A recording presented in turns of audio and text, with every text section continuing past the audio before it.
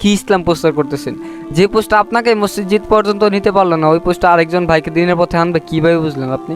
ফেসবুকে অনেক হাজার হাজার ভাই এবং বোনেরা আছে যারা সারা দিন রাত ফেসবুকে পোস্ট করে যাচ্ছে ইসলামিক পোস্ট। আর জীবনে না হলেও 1000-এর বেশি সে ইসলামিক পোস্ট করছে, অথচ সে আজ পর্যন্ত নামাজ পড়তে পারে নাই।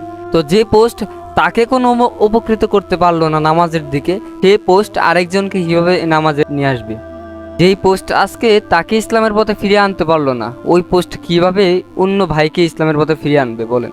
আবেগ দিয়ে নয়, বরং বিবেক দিয়ে নিজের মগজটাকে কাজে লাগান। বুকের মধ্যে 1000 পোস্টের থেকে যদি আপনি একটি পোস্ট করে পোস্ট অনুযায়ী আপনি যদি কার্যকারী করে আজকে 1 ওয়াক্ত সালাত আদায় করেন, তো 1000 পোস্ট থেকে অনেক উত্তম হবে। এটা ফেসবুকে ইসলামী উপদেশ থেকে আমলের গুরুত্বটা বেশি দিতে হবে, তাহলে কিন্তু আমরা ইসলামের পথে ফিরে আসব। তো যে পোস্ট আপনি 1000 পোস্ট করলেন, অথচ আজ পর্যন্ত আপনি সালাত আদায় করতে পারতেছেন না, তাহলে আপনি কি ইসলাম প্রচার করতেছেন?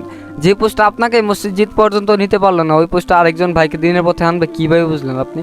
তো আগে সালাত আদায় করুন, এরপরে আপনি ইসলামিক পোস্ট করুন, সমস্যা নেই, পোস্ট করতে কোনো অসুবিধা নেই। কিন্তু ওই পোস্টটা আপনি করবেন ঠিক, কিন্তু আপনি আগে ওই পোস্টটা নিজে মারুন।